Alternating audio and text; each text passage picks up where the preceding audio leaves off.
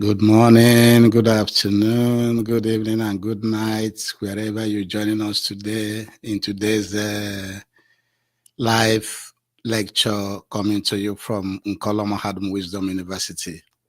This is our second lecture today, and today's date is Oye Market Day in the Igbo lunar calendar, and 11/6/25 in the foreign Roman Catholic calendar. Remember, at Nkolo Mahadum, we always advise you to use your naturally given common sense, which we call akonuche in Igbo language. And we have always been telling you that we are set up to decolonize your mind, to give you the correct information than the miseducation, misinformation, and misdirection from our colonial masters and their stooges and institutions all over the world.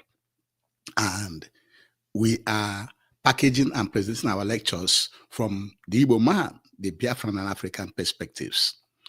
We want you to be seeing things from how it concerns you, not how it concerns other cultures or tribes. And we have been also been encouraging you to always join us on subscribe. Join and subscribe on YouTube. Push that bell button so that you can be getting all the notifications each time we present a new lecture. We also want you to go back to our old lectures to see all the lectures we have presented for your benefit. Follow us on Facebook, Twitter, and TikTok. And most importantly also, like, comment, and share. Share it to everybody. Share it to your children. Share it to your friends and well-wishers so that they will understand and get more knowledge in order to know how to survive in this world. This world we live in is a world that is, many things are hidden, but that's why we are set up to help to expose those things for you so that you understand the truth, because only the truth will save the world. And the title of today's lecture is the Mathias Ezeaku, or Zoibondo, the interview he had with two Catholic monks, Ijeoma Dike Ibeano from Adazi Ane, from Anambra State, and Izuchukwu Ejiofor from Akokwan. I think Akokwan, from Akokwan.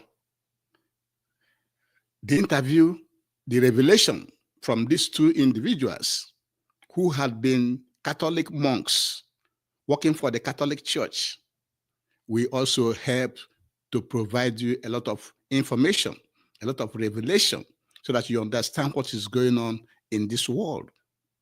Understand what is going on in this world.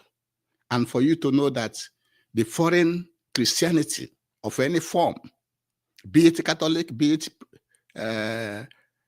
Pentecostal, be it Anglican, be it anyone, anything foreign, is not good for you.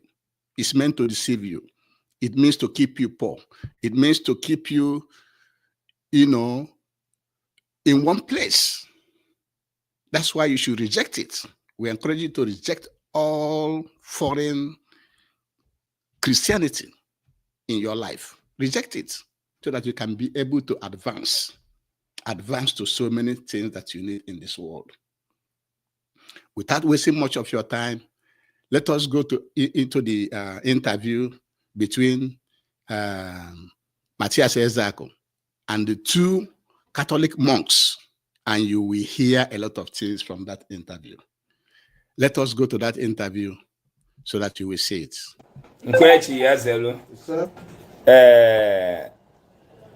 Tata bụ ụbọchị akara aka anyị sị ka anyị nụrụ onu nwanne anyị nwanyị nke bụ a Catholic Reverend Sister and nwanne anyị nwoke nke bụ monk ha nọkwa na ebe a anyị ga-anụ onu ha ka anyị makwa nụrụ ife na-eme na ndụ ha, maka na asị na okwu na-aka mma n'ọnụ onye nwe ya bụ okwu eziokwu. So ka anyị malụ ihe na-eme na ndụ ha, ka anyị gekwane ha ntị m ga-akpọbatakwazi fa ka fa mee onwe fa ka ha kọwa onye ha bụ. Nwanne m nwaanyị nnọọ biko mee ka ime welitekwuru onwe gị otu egwu anyị afa gị, gwa anyị onye ịbụ, gwa anyị onye ebe ịbụ na onye ịbụ. Ndewo, welitete ọnụ elu. Ndewo. Afọ m bụ Ijeoma Dike Ibeano. Abụ m onye Adozian na Nọcha local government Anambra State.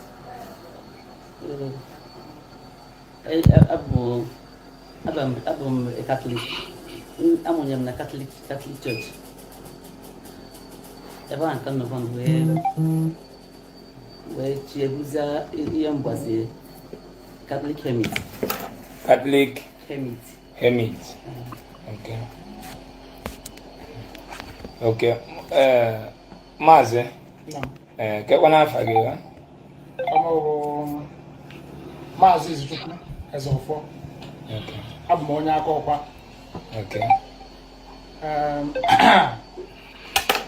Amụnyere m na Catholic. Wee banye echichi Heritage. Ebe a ka m nọ wee tụkwazi onwe m ma ọkwa dị otu a. Ndewo. Nwanne m nwaanyị ma na ịkpọ Hermit a.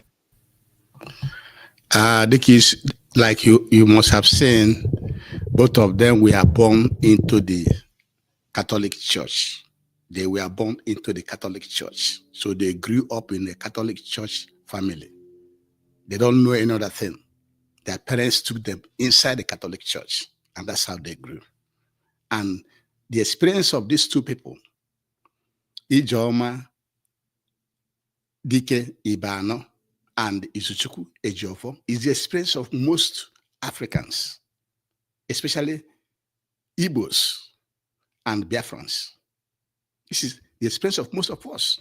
You are born into a family of this Christianity or that Christianity, and your parents raise you up like that. Then when you grow up, you cannot reason. You cannot get more information. You cannot move away. You are entrapped. This is how these people have been entrapped in the Catholic Church. Let's continue to listen to their story. Some of us, ụfọdụ n'ime anyị ma ndị abụọ Catholic nwere ha ma mie bụ Hermit. Ijos nọgide iche Hermit ka o nwere ebe esi chiwegodo echiche n'ụka bifo eche gị Hermit. Kọwara anyị echiche izizi ichere n'ụka Catholic iwee megide bụrụzi ya na-akpọ Hermit tata. Welitete ọnụ elu. Abala m echichi ịbụ Reverend Sister.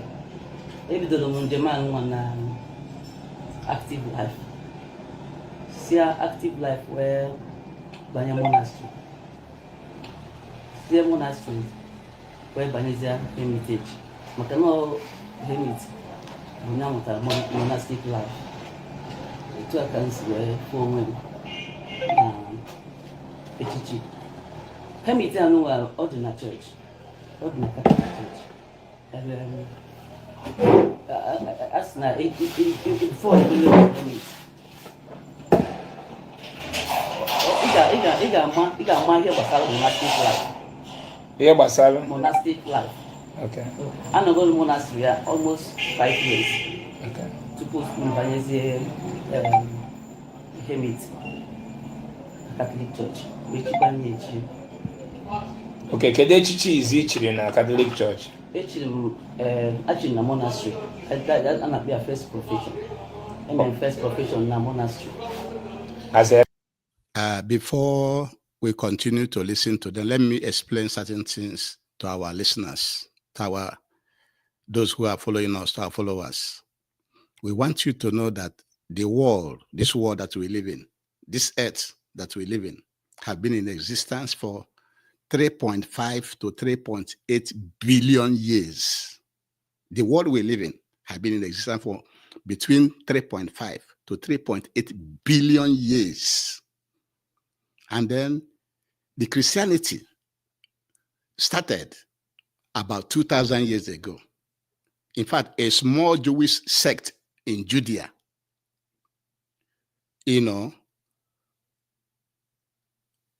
led to the movement. When the Catholic Church, when Rome adopted that religion, that was when it became popular 2,000 years ago. Before 2,000 years ago that this religion came into existence, our people have been living their life for billions of years ago, worshiping their own traditional religion, living their life the way they lived their life before this religion came. And Christianity came to Nigeria about 165 years ago. Actually, Christianity came to Africa, came to Nigeria in the 15th century. That is in the 1400s, when the Portuguese came. They came with that Christianity in the 15th century. But Christianity came to Igbo land, precisely to Onitsha, on July 27th, 1957, about 163 years ago. That was when Christianity came to Igbo land. So before Christianity came to Igbo land 163 years ago, our people have been living our lives without no Christianity, without nothing. We've been living our life the way we're supposed to live our life, with our own culture, with our own way of life. It is our people that catapulted, that expanded this Christianity the way we have it today in our land. By our people giving them free land, free real estate was given to them. And then they have, like in the Catholic Church, they have bishops and reverend fathers and other people serving in the churches. And this monastery that I'm talking about is a place that the Catholic Church built, a place, this group of people, they are dedicated to prayer. People that live in the monastery, they pray, they walk, they provide service, began forming in the early church as a response to a call for deeper spiritual commitment. In order to have deeper spiritual commitment, that's why they have this monastery. They build this monastery, keep people there to be praying, to be doing some work for the Catholic Church. That's why you say monastery. So when you hear this lady say monastery, she is one of the group of people who are living in a particular place built by the Catholic Church, where they quarantine them, where they keep them exclusively to be praying and doing the work of God. Some of them are called reverend sisters. Some of them are called nuns, because they want to have deeper spiritual commitment according to their Bible. And now you have two different kinds of sisters: those who take simple vows and can leave their covenants to offer service, and those who take solemn vows, live sequestered, and are called nuns. Okay, life sequestered. Those who take solemn vows, their life is sequestered, is controlled, and they are called nuns. Both kinds of sisters have special functions within the church. They work as prayer warriors. They work as teachers in their schools. They work as nurses, and also work as religious ministries, trying to convert people, going for crusade and other things. Now, this hermit that this lady is talking about, the hermit prepares his own rule of life, which is approved by the bishop. That's why you will hear the lady say she got approval from the bishop to go and live in the bush, a solitary life, a solitary religious life, where you live by yourself and praying, and you will hear from them. They pray 7 times in a day. And so the hermit prepares his or her own rule of life, which is approved by the bishop, and then publicly professes the 3 evangelical counsels of poverty, chastity, and obedience before the authorities. So this hermit, what they have to be propagating is poverty. They want people to be in poverty. They want to chastise people, and also they want to the obedience to the Catholic structure. So having explained all this for you, let us go back to their interview. Reverend sister. Because I'm not Reverend sister. So I make first profession as a Reverend sister. Reverend sister na monastery. Que monastery be here? Carmelite monastery. Where? Oh, where? Okay, then after that, ke does each where? Oh, the final profession comes in as a hermit. Neural. Okay. Darwin. So, which means you are a Reverend sister? A confirmed Reverend sister. Final profession. Children benin and chilu. Before it is a meat. Yes. And then on a meat is on the highest of it. Yes. Eh? Highest rank. Highest rank. Highest rank. So, okay. Mazi, we better we will go better. So, also Dike Ibeano na ono bialo onwa mbosa ino na bia ogbako mena na buzi Ezeaku na ndi. Ono see all the way from Imo State wee bịa Uruala wee bịa. Now, kedu ihe motivate ru na ịbịa ọgbakọ omenala bụ ụzọ Ezeaku na ndụ? Nye m ihe kpalitere anyị ji wee chọọ nwanne anyị nwoke bụ Mathias, bụ ihe gbasara ndị nna nna anyị ha, maka na anyị fụrụ asị na ọ dị ka ọ dị kpọwa, ọ dị ka ọ dị ya ekwakwe ya ọnụgụrụ ya. Okay. Life na ọkwa ihe ahụ anyị na-atụgharị uche n'onwe anyị ka ọ na-ekwu wepụtakwa n'onwe ya, wepụta oge ya na-eme ihe dị na ya. Anyị wee sị na ọ ga-abakwa nnukwu uru na anyị gara fụ ya, mekwana ka ha mara na anyị kwadoro ha na ife ha na-eme, maka na nke anyị bụ nke anyị.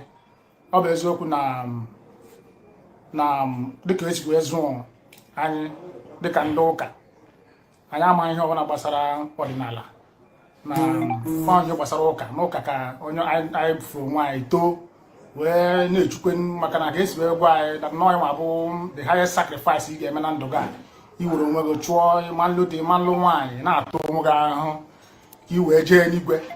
So anyị amaghị ihe gbasara ndị nna nna anyị ha, onweghị onye anyị adịghị interested, we don't know, because nwe ka ị ga-esi mara ihe na-amarọ.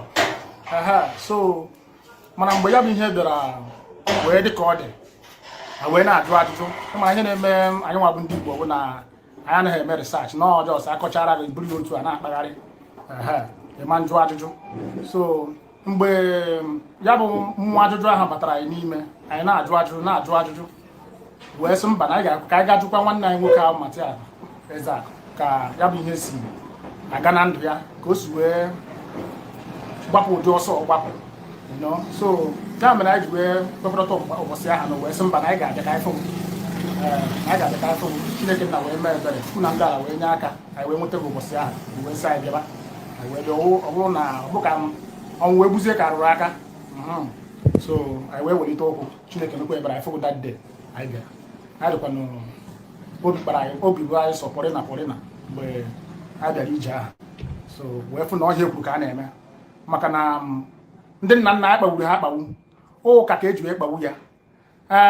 Ụfọdụ na-asị ngwana mgbe unu matara nọ ndị nna nna ụnụ bụ highest nọ nke kekwe ihe mụrụ unu ji ụnụ apụghị peacefully pụọrọ onwe ụnụ ka hapụ ka ihe ahapụ mere na hapụ ime. Asị mba na ya ma hapụsi otu ha pụọ. N'ụka bụ ihe eji wee kpagido ndị nna nna, dịka ndị nna nna anyị ha enwe ha ọnụ, onwe dịka onwe ha dịka akpagburu ha akpagbu. That is why they use their church doctrine to cage our people. They use it to cage our people, because that is why you will see an Igbo professional. You see an Igbo professional, you are telling him or her that this thing that you are doing, you're not supposed to be doing it. He say, no, the Bible told him, the Reverend Father told him, the bishop told him. This is how they are caged they're not allowed to listen to any other thing outside that institution, outside that colonial institution. That's how they have been caging our people. That is why we are happy at Nkola Mahadum that a lot of people are now coming out, realizing that they have been trapped. Let's continue to listen to them. I want to win. Now, you didn't have to go. One nigga more go ben na ga hazi ụmụ ihe ndị a jigakwa azụ na-akpọkwa Jizọs na-emekwa Jizọs na-emekwa miracle na-werekwa ha Jizọs na-eme otu osi sọgụ mana mba anyị achọghị ya anyị chọrọ iwulite ndị nna nna anyị ha n'ebe ụka nọ ụka ka eji emegide ya ndị ọma ụka ka anyị ga-anọ wee wulite ya that is why eji eme ihe ahụ anyị mere ebe ahụ ọnya ọma ka ọ so na onweghị ihe dịdị ya na onye ahụ ndị ụka mere ndị nna nna anyị ya gakwaga megwarakwa ha n'ụka na emegwara ọ naghị agba anya mmiri na nke anyị ama mfu nke anyị bụ nke anyị ga-epromote at the highest rank otu a ka ọ dị. Okay, ndewonu. Okay, kedu ebe unu bi bụ arụ ya bụ ọrụ ụka? Kedu ka unu si biri ọrụ ụka unu na-arụ ebe a? Kedu ihe na-arụ ya? Unu aka nọkwa ebe ha arụ ya? Kedu ebe unu bi bụ arụ ya bụ ọrụ ụka? Tupu na bika ebe unu na-arụ ọrụ as a hermit and I know Nando. Okay. I know Nando is from Nando. Life is a permanent place I know Google. So ebe ka know. So ebe ha na know. Hermit life and onye ọbụla na-ebi na different hut nke ya. So otu aka isi ebi na abụkana mbọ hermit life odumaketi weda ma nwoke ma nwaanyị nwoke ga-abịa join ya nwaanyị ga-abịa join ya for the fact that na o nwere rule anyị nwere rule na guide the community. So that is how. Okay, Kedafa village be here. They have a rule guiding that monasterial life community. They have rules and regulations you cannot violate. They have rules and regulations you cannot violate. If you violate it, they will throw you away just like they throw away these people. They have rules. You have to follow their rules. Their strict rule. Very, very, very sad indeed. Let's continue to listen to them. Kedafa muna mwedana. Ibeano rualo ya woni village. Okay, I don't know Umago. I don't know Umago. I'm going to Umago ndida. So ni Umago ndida ano. I want to see Ezeaku. Okay. Ezeaku. Ka the community. Okay. Now,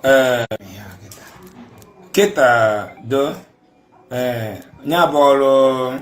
How many years ago no go no Ezeaku well? Okay, in 2016. Kedendi nyerega Oh, Ezeaku Bishop. Ezeaku Bishop. Kede Bishop will be Kedafia, Kedebon, Kedebon and manage. Bishop or diocese. Ezeaku Bishop Ukoma. Okay. Tupunjekwo emeritus abu Osha. Okay. Tupun bateba. Eba onwego monko enyala n'ebe ahụ. Monko ahụ nọ n'ebe ahụ for 10 years. Okobro no one the first people umeze ka fa the Obro no one ndị izu Ezeaku nye dan. Okay. Oh monko ke yelia. Monko ahụ bụ Magnus Chizobam Duru Bafia. Okay. Na bonye enyela ebe ahụ nọrọkwa n'ebe ahụ na-ebi ndụ. Okay. O bichara 10 years wee nọ n'ebe ahụ wee nwụọ. Ka akọsikola anyị mgbe m bịara. O nwere. Now, as you can see, somebody else have been living in that place as a monk. A monk are those that live in the monastery. One of our brother, have lived there, hoping he's praying to go to heaven, and died there. He died before these people came. And now that he died, he will realize that all these promises that are giving him that he'll go to heaven is a lie. Because there's no heaven to go to. There's no heaven. Heaven and earth are in this world. There's no heaven. After you die, when they bury you, you just rotten and smell and decay. There's no heaven. But your spirit will remain, you will transform to another thing, which we don't know because we are humans. But when we die, we will know what that is. but you would be transformed to another thing that will stay in this same world that we are. So one of our brother have lived there as a monk and died. This is what our people are going through in the hand of the Catholic Church. Let's listen to that. When I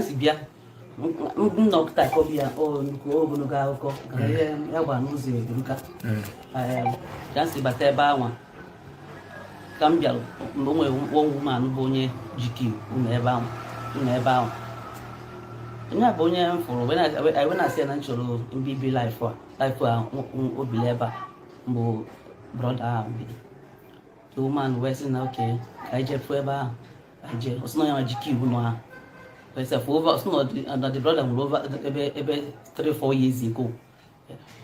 The two I can swear baby. What I'm saying now no a Catholic monk club, no work club. So said that your grandmother as a hermit in my church. Actually, you no like no do actually be could be lever. No, actually me be need more fiapa. Come to no where we be and do. No some send come to actually As you can see that our sister is a reverend father. It's a reverend sister. And you know that all these our reverend sisters from Igbo race, from Biafran, from Africa, they are not married. They are not married. Even this guy, this Izuchukwu Ejiofor, is also not married. The same way they condemn our brothers who are reverend fathers and bishops. They will not get married. They will not form a family. Their generation will be wiped out. The children they're supposed to bore for our land are lost in the name of serving foreign Western Christianity. This our sister now may eventually get married. But since she was serving the Catholic Church, she cannot get married. She's not married. Even this guy is not married. But eventually now, both of them will get married. These are some of the things we are suffering by our people engaging in this foreign Christianity that doesn't concern us. We don't have anything to do with it. That doesn't work. That deceives our people, lies to our people. Let's continue to listen to them. Legal, I go church Marana, they hinge you, baby. Oh, I put Andrew to be bishop, wonderful bishop. Bishop was there, said no one. And I went to come about 1 hour. Actually, no about be indoor. Where's okay? Oh, that's okay. See, you see, that's okay. Before the day, my own bishop, some now we'll actually be about. Say, where Yama, where they about where do you be? Macaron, in the about Talibuno. That shows you see, what I hear the about. When the about, I am Bahabias, Gambias, the TC, who's only netted now, all Congo, no lotar. About Congo, Chapel, back all the little Mamaru Mononia. So full house, I hold no gown, we had the about. Biazia, still in Adia, plaster, have a plaster. Mbuna, brutal, don't need the about. Where I wait, where then you're saying Yamaka. You don't a bishop, I still don't go ahead about. It's okay. Our sister was describing the condition she found that place that she want to live as a monk in the, to live a hermit life. So she was describing the deplorable condition she found that place. And then later, she went and started to beg money. This money she's begging is from our people to support her, because it is our people that are donating money to these churches. Our people donating money to her to rebuild that place. Everything they had that place was donated by the people. The same way our people are meant to be donating money to the churches, buying vehicles for the reverend fathers and bishops, just extorting our people without getting anything in return, without getting anything physical.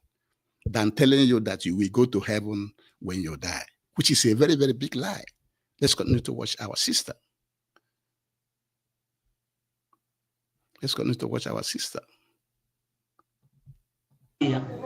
Ndị mmadụ na-abatazi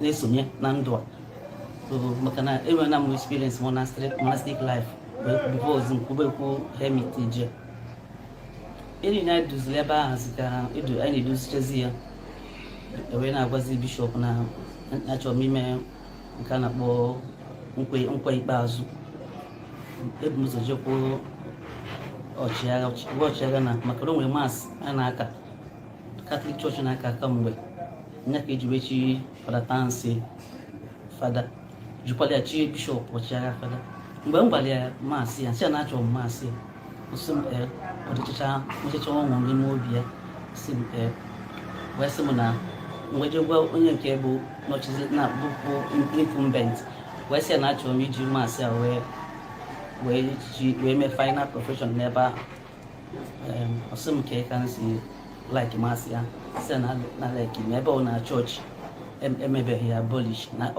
aka na-akapụ ya bishọp ọchịagha bụ nke emeritus wee sọpọtụ m wee sị na m ji egwa ya na ọ bụrụ na o kwete na ọ ga-eji ya wee chie m sista final ebe ahụ njọkwaje egwa ya o kwete ọchịagha bịa obele bịa ebe ahụ wee chie m sista n'ebe ahụ ndị mmadụ gbapụtakwa bịa sisi ahụ tupu ọchịagha nwụọ. Everything you do with the control of the Catholic structure, the Reverend Fathers and the bishops. Anything you do, you must go and get their permission. Reverend Fathers and bishops who never marry or have children will be the one advising people who have married, who are going through the challenges of marriage. But the Reverend Father and Bishop who never live with any woman as a wife or family or produce any children will be the one advising a married person on how to manage his family. Isn't that, what do you call it? How are you going to describe it that a bishop or Reverend Father who never experienced married life will be the one advising married couple and their children? Does it make sense to you? That is why everything, they control everything. Whatever you do, you go through the Father and the Reverend Father and other officers of their church structure. If you don't go through that, you will be ostracized. That is what our people are going through. That is why I want to use this. We want to use this interview as basis for today's lecture. Let's continue to listen to our sister. Very, very, very sad indeed. Ọfụkwa ndị na-eso m like nwa nwoke anụ osobata ọ nabatakwa ọchịagha nabatakwara ya wee sị ya na jisi ike n'ebe ọ nọ ụdị ndụ a ka ha chọrọ na ọ na-enye anyị nkwado otu a ka esi wee nọrọzi ebe ahụ wee nye ibi ndụ a. Okay, maasị ahụ isi n'ịchọ ka akawalụ the mass. Ọ bụrụ the same mass a na-aka n'ime Catholic Church. Ọ bụrụ ka a na-aka kịta nke a na-aka kịta atụfu maka na eziokwu o nwere eziokwu nwebere eziokwu dị ebe a ajafuo ya ha chọọ ya. Kedu ka esi aka maasị nke a? A na-agbakọta ndị mmadụ azụ chee ọlta ihu wee na-aka maasị a na-akpọ ya Tridentine Latin Mass. A na-akpọ ya Tridentine Latin Mass. Nya ka eji wee chie m bụkwala ya wee chie ya mana nyanwa ochighị ya na uru ala maka na ha ekwetara n'ekwetara n'emeghị profeshọn mgbe eme ya profeshọn bụ n'anya ọchịagha nyamanyere nkwado ka echie ya so obodo o nwere ebe ọzọ anyị nwere ana ọbụghị n'ebe ahụ ka nọchie ya o nwere ebe ọzọ anyị nwere ana ebe ahụ ka ejizi jee chie ya mee nke ya. Ọchịagha bụkwa onye sọpọtụ wee nye aka ma ndị fada bịara nje ahụ anyị gwasịrị ya otu a ka esi wee chie ya o mee prọfeshọn ebe ahụ na ebe ahụ anyị nwere empty land. Okay, tupu na-abịawa na Kedafa community a tupu na-abịawa uru ala kedu ebe ụnọ nọ bụ? Nando. Get one of Nando. Nando, temporary benefactress, Macano, a widow. Only like you know about.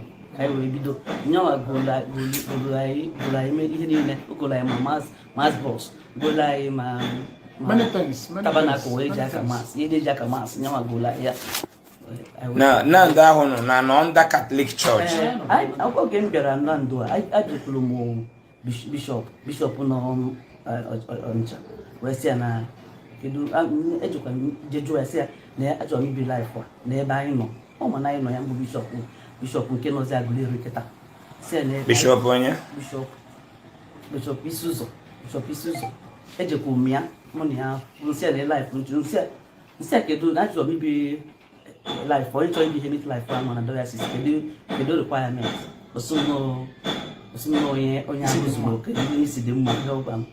It's okay. It's about the name Mamma is always okay. Come on and repeat natural. More hair control ever.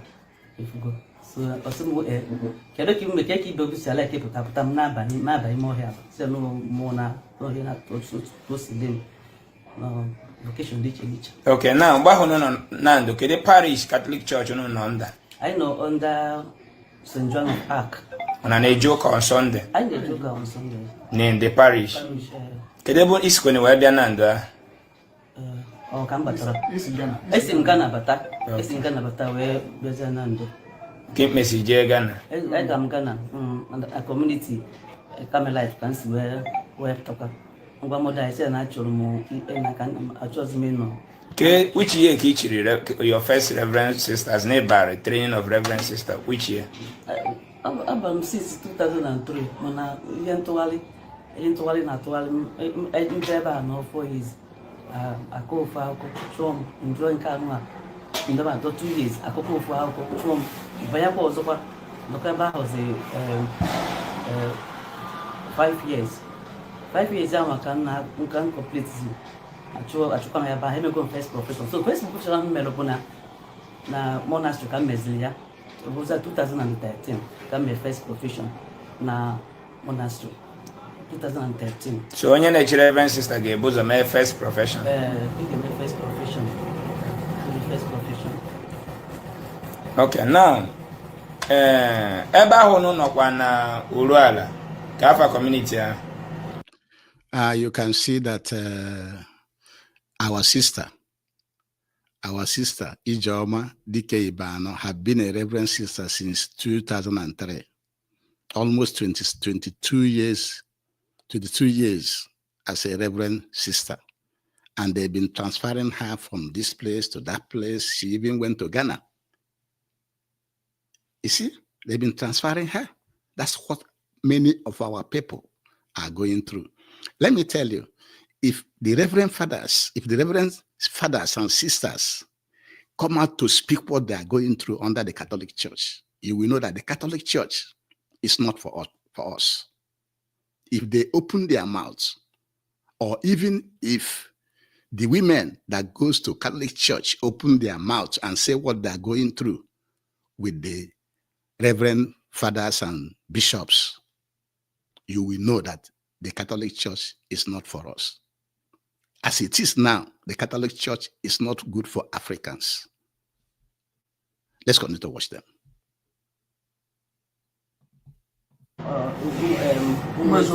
Umezoglu na kaneba oketa. Kede menu na noze eba. Ihe mere na ya nọọsụ ebe ahụ bụ ihe gbasara ndị nna nna anyị na ọha bụ ihe kpụtara ya ebe ahụ maka na anyị amasị na ụka chụrụ anyị achụ maka na ụka enweghị ike ịchụ nwa anyị na be nna anyị nọọ ndị nna nna anyị jiri aka ha jee kpọpụta anyị so maka gịnị na anyị bịara mata ha kwete na anyị na ha ga-alụkọ maka na anyị na-asọgbu isi na mbụ dịka etu esi wee zụlite anyị n'ụka ọkwa agbagba ishikwa nwa ka anyị na-asọ wee diskọbazie ndị nna nna anyị ha wee sa anyị ụmụ mpụtaba na wee sa anyị pụtaba so na anyị mara ihe a ga-eme ka mana anyị amụ ha ka ọ ga-esi wee mee anyị mara ọ ga-eme mana anyị amụ ha ka ọ ga-esi wee mee so that is why mgbe ahụ o mekwere obi na-atụ anyị maka na a sị na agha kara ka dị eri nwa ngwụrọ.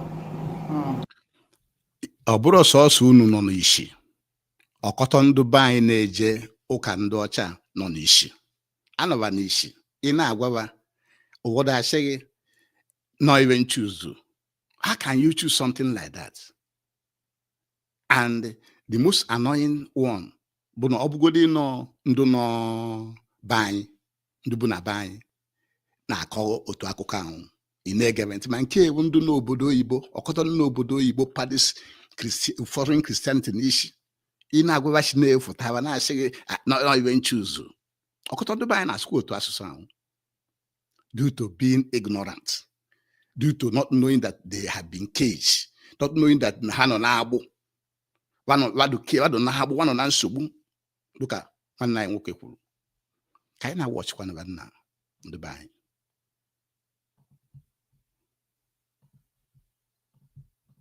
So na ihe mere nọ ọ dịghị anyị surprise ya, anyị ma na ọ ga-esi otu a wee mee, you know, because a bịa na-eche na ọhịa ga-abịa asọ ngwa anyị na-enye unu 2 days, anyị na-enye unu 1 week ngwa pụọ nụ nke a ji wee bụrụ mmadụ ọ ka anyị si iche, mana anyị ma na ọ ga-eme, mana anyị amazi that na ha nwere ike inye nwa even a second. Ndị one bụ ụgwọ afa, ndị obodo na ndị ụka, ndị ụka gbakwasara aka n'obodo, ndị obodo gbakwasara aka n'ụka. Onweghị onye nwere ike ịpụta sị na anyị nwa bụ ndị ụka anyị na-asụ ngwa pụọ nụ. Ndị ụka emenwu ya, ndị obodo kwere apụtakwara sị na anyị nwa bụ ndị obodo anyị sụrụ ngwa pụọ nụ. Nọ ndị ụka gbakwasịrị ndị obodo ụkwụ, ndị obodo gbakwasịrị ndị ụka ụkwụ. So ha dị confused, mmadụ na-aba dị confused. Ịghọtago? So na anyị nwa pụtakwa n'ihe na-aga, so anyị anụghọ, because ọ bụ na anyị nọrọ kobo ogologo aka ọ ga-adịzi ka ụlọ anyị ama ihe anyị na-eme.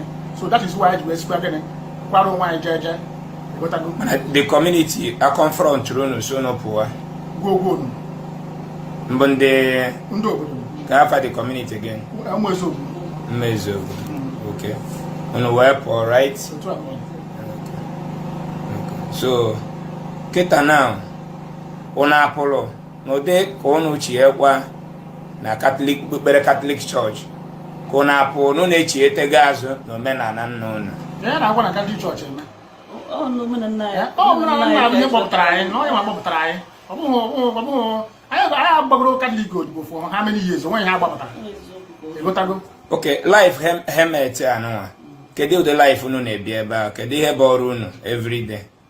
Ihe bụ ọrụ anyị bụ number 1, anyị na-ekpe ekpere. We pray 7 times in a day. 7 times in a day. 7 times in a day. We pray more than 7 times. Mana 7 times abụgodu na nke ụka haziere anyị, ọ mkpụrụ ọgwụ ụka gburi anyị ka anyị na-aṅụ 7 times in a day. Mana apart from nke ha gburi anyị, nwekwara another spiritual exercise bụ a na-eti ikwe.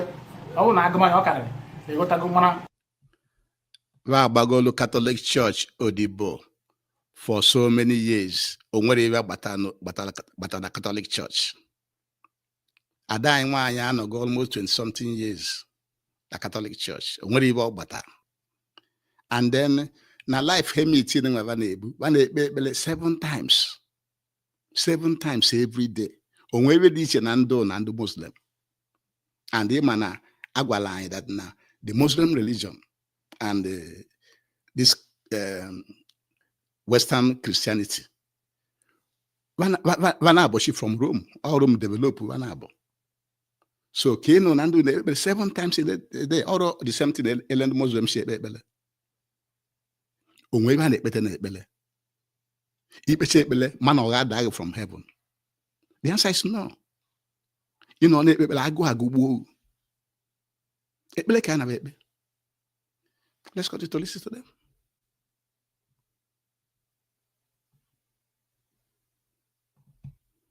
We pray 7 times in a day. We walk. I na-alụ ụlọ, anyị nwa ji aka anyị na-arụ many things. I the creative, na-emepụta many things. And we eat. This is the 3 spirituality na-lead the idea. Nwe ihe ọzọ. It's also ọrụ unu as a hermit bi dị na-ekpere 7 times in a day. Ị na-alụ ụlọ, ya na iri nri. Ọka structure na ndị hermit ga na-ekpere 7 times in a day. Ọka tie the structure. Otu akụkọ si tie. And ọka created that hermit as organization. And the ọrụ ha bi dị na-ekpere 7 times in a day. Only. breviary na-ebe breviary ekpere enwe akwụkwọ ejigbo egonye dị mkpụrụ ọgwụ ahụ ekpere ha na ya amụma mkpụrụ ọgwụ a na-agụ ihe a na-awụsa na isi ekpere na ọka gị n'ime isi ekpere ụlọ ka dị mma ka ụwa dị mma ka jee n'igwe ị na-ekpe ekpere Israel agwala unu na ọ na-ewu ka amụ Jizọs ọkwụ nnọba na anụ ọgụ sins baji ekpere were anụ ọkwa ngwa agha na mmadụ ka baji anụ ọgụ ahụ Amerịka na-anụ ọgụ na ndị ọcha na-anụ ọgụ ibu ụka anwụchi wee bịa na-anụ ọgụ na Ukraine anụgowe na Iraq nọ na Libya nọ na Syria nọ na Afghanistan wee na-anụ nke Ukraine right now ọ prayer ka baji were anụ ya bụ ọgụ ọrụ ngwa agha ka baji were anụ iwu ụwa nọ na ya bụ physical economy what you can produce and not prayer. Abia the Catholic Church has subject ndị be anyị to prayer as if na onwe ebe a na-ekpete na-ekpele and since ebe a na-ekpe ekpele ka ihe kpete Nigeria ọdụgo mma ana Igbo ọdụgo mma Biafra ọbịago ka ihe kpetela anyị na-ekpele just wasting their time. Let's continue to listen to them. Very, very sad indeed. Ka anyị nwekwa ike ejekwu eluigwe ma still wee kwe ha dị mma oge ekwe ha dị mma eluigwe wa agapụ ha so that is the problem.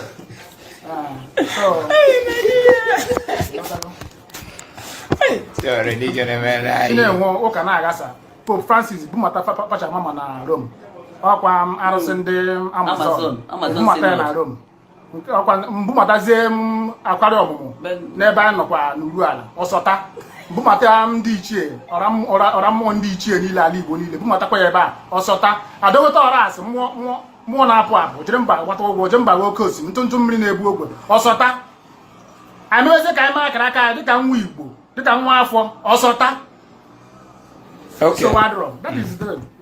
daalụnụ ụmụnne m ọ ga-abagoro unu abịa na ndị obodo bụ ndị ụmụeze ngwuru right ụmụeze ngwuru ịma ndị Igbo si na onye bịara iko nwa ọ bịara iko nwụọ ọ naba so agaghị amata ụmụeze ngwuru ụta biko na ha nyere unu azị ndị ụka so na atọnụzi ebe a werezi ya mewe omenala ihe gazi ihe bụ na nwa ahụ nụ bịara iko n'ụnụ ya anawakwa so ndị ụmụeze ngwuru have no issue with them enwere ihe ọjọọ ha mere ihe a wepụtara dị ya na for church so ọ na-achọzi use ya for church ihe gara unu bụ na achọ kpazie. We have to give credit to these two of our people. These two of our people, Ijeoma Dike Ibeano from Adaziani and Izuchukwu Ejiofor from Akokwa. We have to give them credit for coming out. The credit for coming out and coming straight back to whom we are. Start to worship our own religion. Try to appreciate our ancestors. Trying to propagate, trying to disseminate the Igbo race, the Biafran and African religion. And it didn't sit well with the church, with the Catholic Church. That's why they booted them away. Booted them away with nothing. Let's continue to listen to them. That's very, very sad.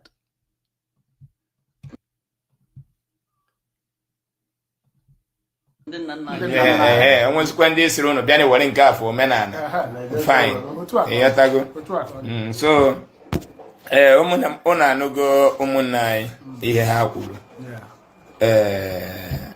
ndị a bụ ndị na-ejere Catholic Church ozi emụnụ ma adọrọda Reverend Father nke nọ bụ Nnewi Diocese kịta nwunye ya mụrụ nwa betere m nsego nwunye ya mụrụ nwa ebe 4 months ago yeah Reverend is a lecturer na university yeah ihe ọ na-akụzi na-aba ihe ọ na-akụzi African traditional religion onye ma bụ onye izi lecturer na-akpọ ndị ụmụaka university eje n'iru alụnsị akpa eziokwu alụnsị anem kọwa ihe nke a na-alụ kedu alụnsị a na kedu ọrụ even I support the movement once alụnsị ọ bụ na ha kwadotere ije ụkpọrọ studenti chata moto jee n'okwu alụnsị akpa eze mmụọ a jụọ kedu ebe arụnsị a na-arụ ịghọta. So iji gbapụ ya ọsọ obere just ma enye gị 10 minutes or just 5 minutes. Kedu ihe kpalitere mmụọ unu? Kedu obi sikwere unu ike ichi azụ na omenala Igbo na mbụ? First of all, before I go, kete unu pụtaziri ebe a, ebe ka unu bizi kịta? Onwekwa ebe a bi o. I was street ke ya ga-akpọ ya Urchins. Okay, street urchins. Mana ka ti go to a South Go street urchins. Mana anyị nọ na be nna anyị o. Anyị nọ n'ala Igbo. Mma mbụ we stranger n'ala nna m. So mana ka na hangari, anyị ka na hanging. Anyị kọ ya ebe eche ekopụta anyị kọ ya ebe. Mana eche ekopụta anyị kọ ya ebe. So onwebe ebe a ga-asụ lekwa ebe a chizi. Maka echi abịa die mmadụ isi. Asa ajụ nne gị, jụ nna gị, ajụ nna ajụ ụmụnna anyị, jụkwudo asa na ọ bụ na ịjụ ala na a ga-enye gị 100 fold n'eluigwe. Wee jụ ihe niile a, nwa nkwụ manga, mpa nkwụ manga, ụmụnne gị na-agbakwu akwụ na-eri oriri na nkwari mangakwu. Ihe niile a wee tụtụrụ ihe nketa dịka nwoke maọbụ ihe nketa dịka nwaanyị laa ihe niile a n'azụ. So o wee dizi otu anụ m nọgwe na-abụ na agbacha ahụ ọnụ maka mgbe m buru ije agbabeghị m ahụ ọnụ. So otu a m bụcha ahụ ọnụ na mpụkwa na nsọ m nwa m biko na agụụ na-agụ m ọma ji ngazi ofe kwụwa m isi. So ọ ka mma na a na-eme aka ekonye m ebe ekopụta m konye m ebe a kopụta m konye m ebe a dana ịga so mma m na agụụ na-agụ m o were ngazi ofe kwụwa m isi ọrụ ka si jee mgbe aka ụka ga-eribe m nke fọrọ m. So n'ọ ka o si wee dị na mmiri. Ngwa darụrị nne, just 5 minutes ka anyị chọrọ ka unu kwuo okwu. Ọ bụ na ọgụnwa ga-ekwudo okwu fana ọkwa na awa sista. Kedu ihe karụ n'obi esikwere unu ike? Kedu ka obi si sie gị ike? Gịnị karị gị obi? Kedu ka esi chọpụta na chọọchị bụ 419 ndị ọcha gwụrụ anyị nke rapụ that big position ịrụgoro na chọọchị wee chiezie azụ n'ọdịnala nna gị nwa maka ndị ọcha bịara imebi egwu anyị na kọlchọ anyị adịghị ọma nọ nke fa bụ nke dị mma. Why na ha amaghọkwa our culture? They have not practiced our culture before. Just bịa n'ogbu m gwa ndị a na culture na practice. Kedu ihe karụ n'obi? Kedu ihe ịfụrụ? So nye ndị mmadụ okwu. So maazị dịka isi jụọ ihe kara ya obi bụ that na n'onye Igbo ka mbụ dịka nnụnụ ụka na-epromote hermit life. Hermit life bụ ndị ọcha, ihe ahụ tradition ndị ọcha and ọrụ ndị ọcha ijido their tradition like hermit a na ọrụ ha bụ ịnọ n'ime ọfịa to hold the Catholic faith ya firm ka hapụ inwe ọbụgodu na ọgbarụ outside ndị ụka lakwute ndị hermit nọ n'ọfịa n'obodo oyibo from their teaching and their spirituality and revive kwa church otu a ka esi eme ya mgbe ahụ n'ụka. So dịka na mmụọ anyị nwa na-abụ ndị Igbo bịakwa because of na ya amaghị aka nri na ya amaghị aka ekpe ewerekwa ụka ha n'hudokwa anyị dene abịakwa were anyị ka e wee kwejidokwa ụdịka faith ya agwa na be anyị kwa ala Igbo ịma na ịma na ụka bịakwara abịa na be anyị ịghọtago. So now anyị atara ya na many times to hold that faith ya anụ o wee dịka onye ọjọọ ka e mere because of nobody onwe onye chọrọ ka amata eziokwu anụ otu anụ Africa n'obodo na this kind of life anụ anyị nwa bụ the first hermit na the whole Africa ịghọtago. So o wee dịka ọgbarụ ka e mere n'ụdị ihe a. So now ọ nga ahụ na-anọkwa na ehe odukwe nke ya bụ tradition ụka aha ka ihe oduo ya ka ọ hapụ ịnwụ because asị m ọ bụrụ na ọ bụrụ ndị nna nna m ha onwe ihe ga-emekwe. There's something that this Izuchukwu Ejiofor said here, that this hermit life that they are practicing in our land is the first of its kind in the whole of Africa. You see how the Igbo race is so spiritual. They go to the highest end of spirituality that they decided that two of them will start the first hermit practice in the whole of Africa, going to live in the bush, being religious, praying 7 times in a day, doing everything about Christianity. That is how religious our people are naturally. It is very important that we pick on that. Let's continue to listen to them. Can have tradition ụka come on ọka na anwụ ịghọtago that tradition ụka ọka ya mma ejide ya ntiri nwụọ n'ime ya otu a ụdị nkwa aga. So nge nọ na-edefend ụka in this way ka ejide nkụzi ya nọ nkụzi ochie ya ka ọ hapụ ya nwụ ndị nna nna wezi oke ịnọ na-eji nke ndị ọzọ ma nke gị ha zụdorokwara ya ọkpa ha zụdokwe nke gị ọkpa nọ na so na ihe anụ bido na-abụ ụta ka obido ihe anụ this njem this revolution anụ a o bido na March this year na ndụ anyị na March this year ka anyị bido nwe this boiling this inside zeal towards our forefathers because na kamgbe a na-eme ihe ụka anụnwa anyị na-ekwute ihe ọbụla gbasara ndị nna nna anyị maọbụ ihe ọbụla gbasara forefathers. Don't believe in them, don't talk about them. anyị ejighị eme okwu ịghọtago. So mana ọ na March this year ka this zeal abidozi and otu anụ na community anyị na-use smartphone ha na-use sa mkpọrọ ụmụ obere phone and you don't nwee ike anyị na-eme social media. So because of the amachiri ya ka ihe hapụ ịdị expose ịghọtago ka ihe hapụ ịma ihe a na-akọ irefef na community anyị nọ sọsọ ihe ga-agụ as newspaper bụ nke anụ diocese na-eme newspaper diocese na-eme ka ụnụ ga-agụ newspaper ọbụla si outside diocese enweghị ike ịbatara ọnụ. So you don't need any information ọbụla to grow. Ole ha na-agwara gị ka ị ga-ebu ebe ahụ don't need to move. So mgbe enwezi this awakening onweghị very, very, very important. You are not allowed to get Android phone, internet phone. You are not allowed to use the internet. You are not allowed to learn any other thing except the publishings from the Catholic Church, except the newspapers from the Catholic Church. That's the only paper you should be reading. And the Bible, which is continuous indoctrination, continuous lying on your head, that you are not allowed to see or read any other information outside the one coming from the Catholic Church. You see how they cage our people intellectually. They don't want you to reason outside the box. Only the information they are feeding you is what they want you to be getting. Let's continue to listen. It's very, very painful. Bishop on the sister nobody. So so Chineke na mebere phone before I use smartphone now, or maybe 2 years now I don't use smartphone now. So Chineke mebere last this earlier of this year exam. I when I go smartphone, then I don't use Google. I na Google na aju because no I can before that na problem on Africa na join here go na the video to na don't ask question. But once in the then we begin to Google. We don't. With the information that our brother revealed here, we shall be bringing this interview by Mathias Ezeaku to an end.